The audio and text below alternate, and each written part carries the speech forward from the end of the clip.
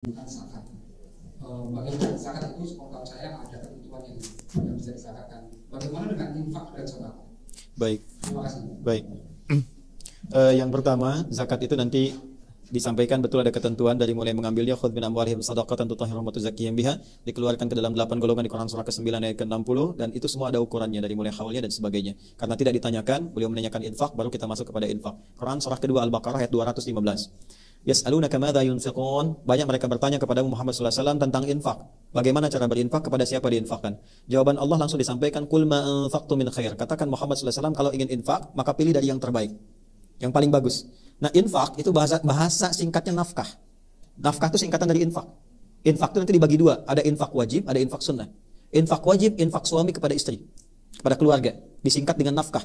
Ada di mana ayatnya? Quran surah keempat, An-Nisa ayat 34. Ar-rijalu qawwamuna 'alan nisa'i bima faddallallahu ba'dahum 'ala ba'dhin wa bima anfaqu min amwalihim.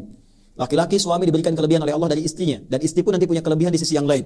Apa kelebihan itu? Di antaranya pelindung, pengayom, pengarah di rumah tangganya, plus diberikan kemampuan untuk menafkahi istrinya. Jadi kalau suami bekerja itu sifatnya nafkah. Kalau istri atau perempuan bekerja itu tidak disebut mencari nafkah, beda. Awas, ada pekerjaan, ada nafkah, itu lain. Nafkah itu kewajiban yang melekat kepada suami, yang nanti rezeki yang Allah berikan akan mencukupi kebutuhan yang ada di dalam rumah tangganya. Jadi berapapun yang didapat bisa dibagi. Tapi kalau bekerja biasa, tidak mempunyai sifat nafkah, nanti punya sifat-sifat dan karakter yang berbeda. Didapatkan besar pun belum tentu mencukupi. Ya, saya tidak bahas itu dulu, saya akan masuk kepada yang sunnahnya. Kalau kemudian yang itu sudah selesai, jadi frame-nya begini, tabelnya. Kalau sudah yang wajib selesai, baru keluar. Jangan keluar dulu. Ya, dihitung dulu di rumah. Kebutuhan rumah berapa? Misalnya 20 juta dalam sebulan. Allah kasih rezeki 30 juta. Maka yang dipahaminya yang 10 jutanya itu adalah modal ibadah kita yang Allah titipkan lewat kita supaya mendapat kemuliaan. Ya, bukan dijadikan untuk ini kaya, bukan itu tujuannya. Jadi kebutuhan kita setelah dapat sebulan sekian, lebihnya yang kita sebut lebih itu sebetulnya peluang ibadah yang Allah titipkan lewat kita. Mumpung sedang dititipkan, pakai sampai nanti Allah pindahkan ke tempat yang lain kalau itu tidak digunakan dengan baik.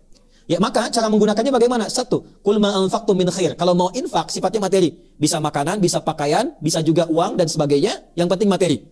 Min khair yang terbaik. Satu, lil walidain, untuk orang tua.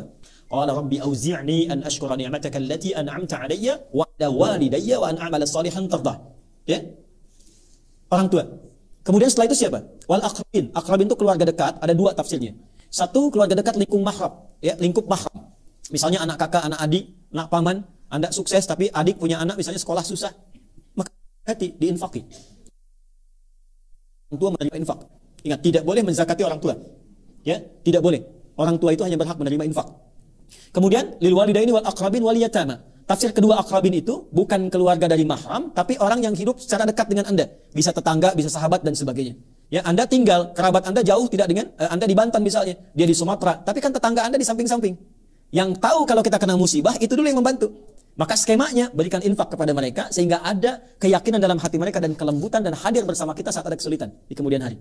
Kemudian wal yatama, anak yatim. Ya, yatim ini ada dua sifatnya, yatim kaya, yatim fakir atau miskin. Kalau yatim fakir dan miskin boleh berikan zakat. Dalilnya Quran surah ke-9 ayat ke-60. Innamas shadaqatu lil fuqara wal masakin. Zakat disalurkan untuk orang fakir, orang miskin. Siapa dia? Termasuk yatim. Tapi kalau yatim kaya, dia nggak dapat bagian dari zakat. Dia dapat bagian dari infak. Ya, teman Anda di sini misalnya kaya, meninggal, ada anaknya. Nah, anak yang ditinggalkan itu boleh kita berikan infak untuk penyambung silaturahim dengan keluarga ayahnya. Datang bawa mainan yang disukainya, datang bawa hadiah dari kas infak. Ya, itu yang dilakukan Nabi sallallahu alaihi wasallam ketika lewat seorang anak sedang bersedih. Kata Nabi, "Kenapa kamu bersedih, enggak main dengan teman yang lain?" Kata anak ini, "Ya Rasulullah, baju saya jelek. Ya Rasulullah, mainan saya jelek, saya malu main dengan mereka." Ini kisah nyata.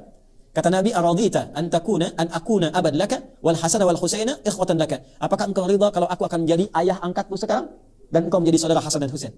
Kata orang ini, "Radit ya Rasulullah, saya ridha." Kama qala, ya, saya ridha ya Rasulullah. Maka oleh Nabi dibelikan dari infak baju yang bagus, pakaian yang bagus, mainan-mainan yang indah. Dia bergabung dengan temannya. Begitu bergabung, pakaian dan mainan dia paling bagus. Kata temannya, "Dari mana semua ini?" Dia kisahkan. "Tadi saya ketemu Rasulullah, saya katakan bapak saya meninggal dalam syahid dalam peperangan. Kemudian saya dibelikan baju baru, saya dibelikan pakaian baru, saya dibelikan mainan baru." Apa kata anak-anak itu? Mereka komen, "Ya Allah, kenapa bapak kami nggak meninggal juga?" Katanya.